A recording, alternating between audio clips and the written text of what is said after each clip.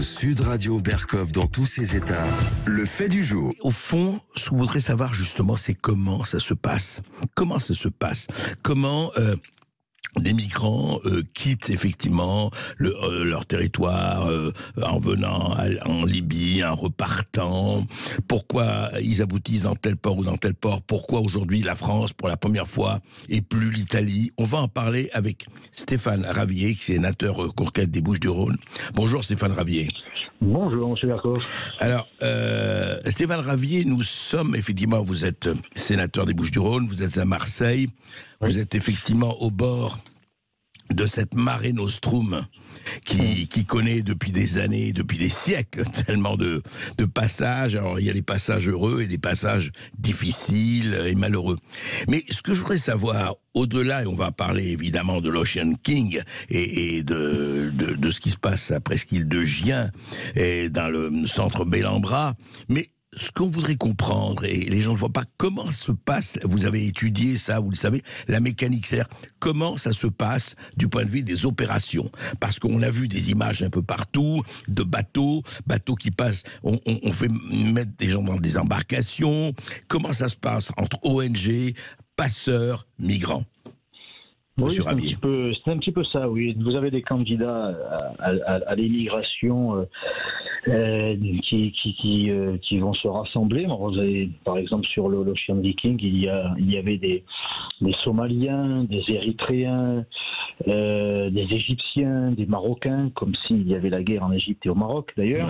Ouais. Donc, il y a un peu tout, le Bangladesh, l'Afghanistan, donc ça vient un petit peu de partout. Ouais. Ce sont essentiellement des hommes. Des hommes à 90%, entre 20 et 50 ans, qui donc ont décidé de quitter leur pays en guerre. Permettez-moi de souligner que ce sont donc des hommes qui quittent un pays en guerre et qui laissent femmes, enfants et familles en général dans le pays en guerre, ce qui est quand même assez étonnant. Ouais. Donc ils se retrouvent essentiellement là en Libye, après avoir été pris entre les mains de passeurs qui sont organisés, c'est une véritable mafia, à qui ils vont payer un droit d'acheminement et d'embarcation qui varie entre 3, 4, 5 000 $.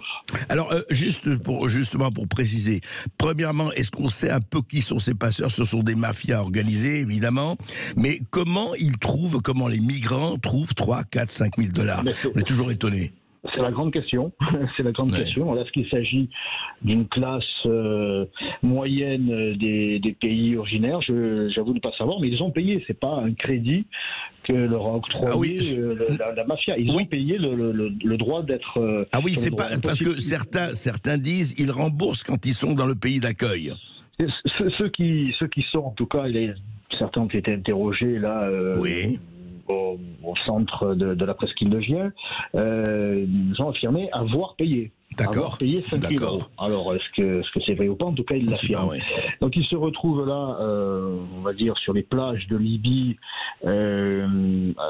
embarqués sur des bateaux de fortune ou d'infortune, mais au préalable. Et c'est ce qu'a révélé, ce qui se murmurait déjà, c'est ce qu'a révélé l'agence Frontex, qui est l'agence des douaniers, pour faire simple, de l'Europe et des frontières extérieures, qui étudie ces phénomènes de près depuis longtemps, et elle a déclaré que les passeurs sont en liaison régulière, directe, avec les bateaux des ONG, pour savoir si ces bateaux se trouvent non loin des côtes, où ils se trouvent, et si par conséquent les embarcations peuvent quitter les plages. Et d'ailleurs, les candidats à l'émigration refusent d'embarquer si les ONG se trouvent trop loin des plages. Donc il y a une organisation, alors peut-être pas avec toutes, mais Frontex affirme que ça s'est quand même généralisé.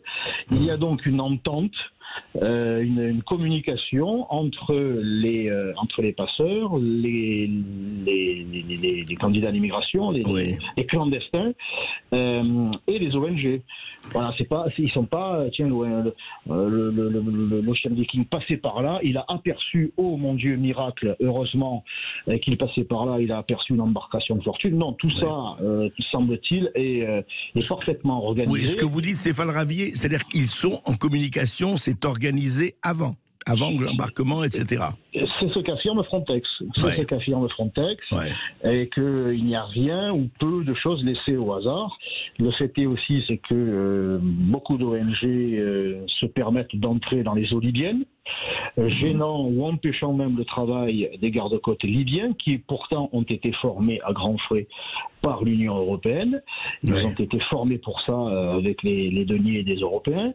Donc il y a quand même eu au préalable de la part de l'Union européenne un semblant d'organisation aussi pour lutter contre ces mafias, mais rien n'y fait parce que certains bateaux n'hésitent pas à aller plus loin, plus proche des côtes pour récupérer ces clandestins. Alors moi, évidemment, je le dis tout de suite, je le répète encore aujourd'hui, bien sûr qu'il faut les sauver. C'est le droit maritime. Bien sûr qu'il faut les sauver, hommes et femmes et enfants quand il y en a, mais c'est ensuite la direction prise par le bateau ou les bateaux que je conteste. Alors justement, le droit maritime dit, et corrigez-moi si je me trompe, qu'il faut les débarquer au port le plus proche d'un pays qui n'est pas en guerre. Or, de la Libye, le port du plus proche, c'est notamment, le pays le plus proche, c'est la Tunisie.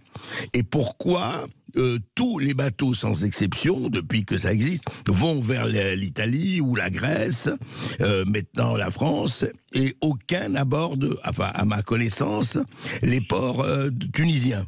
Pour l'Ocean Viking, effectivement, le port le plus proche, à un moment donné, c'était le port de Sfax, en Tunisie, qui est connu, reconnu pour être un port ultra-moderne et capable d'accueillir toutes sortes de bateaux, et avec la possibilité de mettre à l'abri X clandestins, mais de façon automatique, c'est devenu un réflexe, mais en réalité une volonté politique.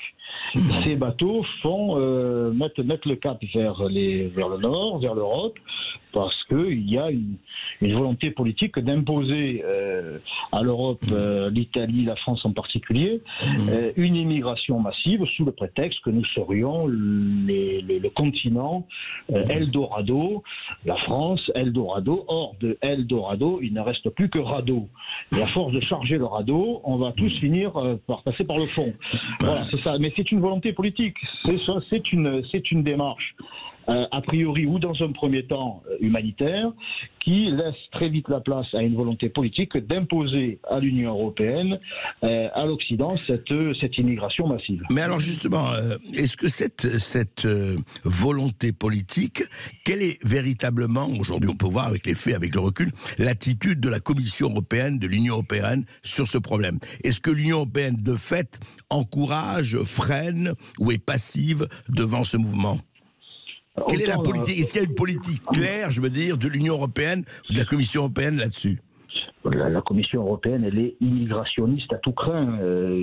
Le pacte pour l'immigration qu'elle a dévoilé il y a déjà quelques années démontre sa volonté, à la fois presque uniquement basée plan matériel et mercantile, à partir du moment où l'Europe fait moins d'enfants, eh bien, la solution immédiate est de faire venir des étrangers qui, eux, remplissent le berceau.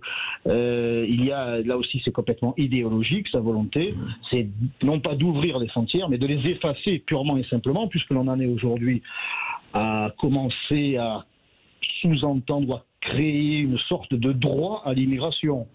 D'un droit à l'immigration. Alors, toujours les droits pour les candidats à l'immigration, mais jamais les droits pour les nationaux, pour ceux qui habitent, ceux qui résident dans ces pays européens. Donc il y a de la part de l'Union européenne vraiment une volonté d'ouvrir grand nos frontières. Et est-ce qu'il y a aussi une autre volonté? Je me rappelle qu'un certain secrétaire général du Parti communiste français qui s'appelait Georges Marchais, qui était violemment contre l'immigration aussi bien clandestine que réelle.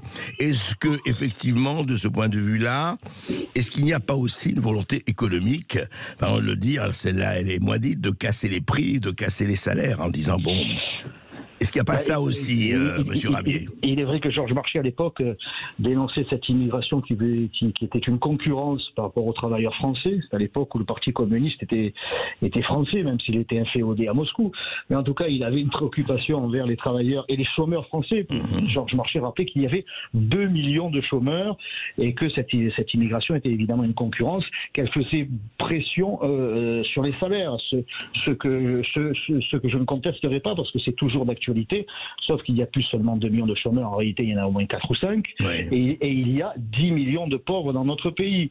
Donc l'immigration dont on nous dit qu'elle pourrait répondre à des situations de tension dans certains secteurs d'activité économique, ça permet à l'État de fuir ses responsabilités, sa responsabilité qui a consisté depuis des années à augmenter la pression fiscale sur les entrepreneurs, les empêchant d'augmenter les salaires. Et puis, donc, plutôt que de baisser les charges des entrepreneurs, ce qui permettrait aux entrepreneurs d'augmenter les salaires et de recruter des Français, parce que les Français refusent d'être exploités et on les comprend, eh bien, la solution de facilité pour le gouvernement en particulier, parce que les entrepreneurs préféreraient, j'en suis sûr, embaucher nos compatriotes, eh bien, c'est de dire, écoutez, puisque l'on n'arrive pas à embaucher, et en plus on culpabilise les Français, puisque les Français sont des feignants, non, ils ne sont pas feignants, ils veulent être payés dignement, eh bien, faisons appel à cette immigration qui est là, qui nous tend les bras, qui est dans la misère. En plus, on fera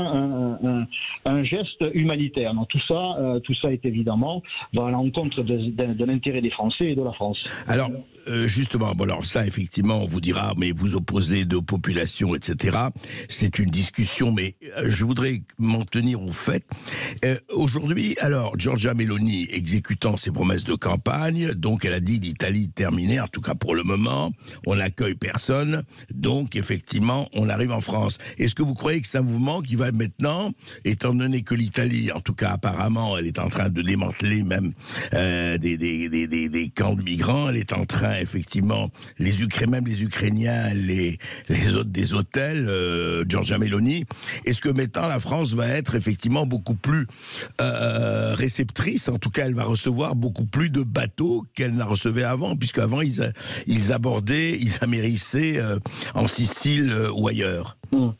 Giorgia Meloni, si vous le permettez, elle nous permet justement de constater que quand on veut, on peut. Parce que dans ce beau pays de France, on dit, vous comprenez, c'est comme ça a toujours été comme ça. Et puis en plus, la fameuse tradition d'accueil de la France héritée de 1789.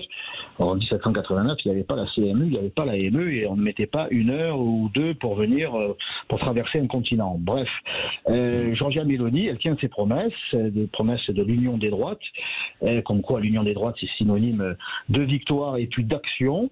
Eh bien, ces bateaux, ces ONG mettent le cap désormais vers la France, parce que la France a effectivement ouvert une brèche, la volonté d'Emmanuel Macron, son gouvernement, et ça se sait. Bien sûr que les mafias de passeurs sont à l'écoute de ce que dit la France, en tout cas par la voix de son gouvernement, le gouvernement de Macron, et puis les réfugiés eux-mêmes, vous savez, ils sont les réfugiés, les clandestins eux-mêmes, munis de téléphones, font savoir leurs familles qu'ils sont bien arrivés, qu'ils sont en parfaite sécurité, qu'on s'occupe d'eux, qu'on est aux petits soins. Donc ils font savoir que oui, en France, on peut y venir et que surtout on peut y rester et dans les meilleures conditions. Alors tout ça va créer évidemment un appel d'air et on n'ira plus du côté de l'Italie. Tant mieux pour les Italiens. On se dirigera vers la France puisque maintenant, en France, c'est open bar. Alors, avant-dernière question, Stéphane Ravier, comment vous expliquez, c'est un tweetos qui a envoyé ça, mais je trouve qu'il résume bien la question, pourquoi en Méditerranée, on amène les migrants à leur point de destination et pourquoi en Manche, on les ramène à leur point de départ? L'Angleterre, aujourd'hui, la France serait, paraît-il, en train de créer quelques centres d'accueil pour les empêcher, pour ne pas qu'ils aillent en Angleterre. C'est des accords qui ont été signés il y a 3 jours entre le gouvernement français et le gouvernement britannique. Le gouvernement britannique est devenu maître chez lui et qui a fait à savoir à la France qu'il ne voulait plus accepter qui que ce soit. Et les frontières, ou la frontière entre la France et la Grande-Bretagne, c'est la frontière française. C'est pas la frontière britannique, c'est pas l'île britannique, c'est de notre côté. Ça aussi, ça a été manifestement négocié à notre défaveur et il a donc été décidé rappeler que des centres d'accueil vont être créés dans le sud, non pas de l'Angleterre, mais dans le sud de la France. Oui. Donc le centre qui est aujourd'hui à la presqu'île de Gien, qui est un centre de vacances d'EDF, oui. Eh bien, moi je le dis aux Varois et aux Français du Sud et aux Français en général, ce n'est pas une exception, c'est le premier d'une longue liste. Voilà, c'est ça la réalité. Parce que manifestement, nous sommes volontaires, les gouvernements successifs français sont volontaires pour une véritable submersion migratoire avec des individus qui sont démunis de tout et qu'il faudra assister en tout. J'ai un chiffre à vous donner. Cela a coûté cette mauvaise plaisanterie de l'accueil des clandestins dans le Var a coûté au Conseil départemental du Var 1 800 000 euros. La dernière, c'est ce qui, avec l'Ocean King, vous voulez dire? C'est le chiffre qui m'a été donné. Alors, je n'en ai pas pour l'instant, je dirais, une preuve irréfutable, mais c'est de la part de maire du Var, voilà, pour le seul département du Var. Hein, oui, je comprends. En tout cas, ça nous coûte un pognon de dingue. Oui, c'est comme une certaine expression que l'on connaît.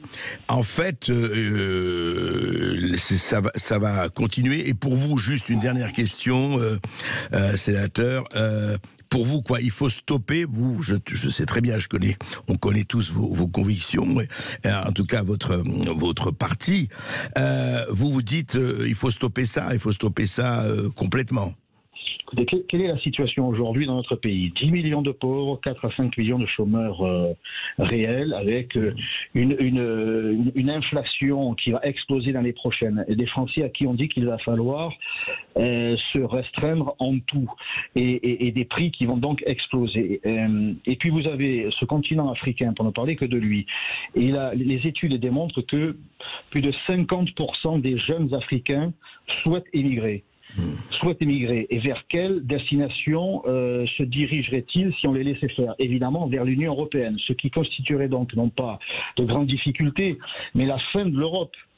C'est une submersion de la pauvreté, et ce n'est pas en acceptant la pauvreté africaine que nous la résoudrons. Au contraire, cela nous entraînera tous par le fond. Donc il faut évidemment stopper l'immigration, et je dirais même qu'il faut en inverser les flux, car nous en supportons déjà ici un poids beaucoup trop important, tant sur le plan économique, social, sécuritaire et identitaire. Eh bien écoutez, on suivra tout ça. Merci Stéphane Ravier. Merci pour votre invitation, M. Berkoff. À très bientôt.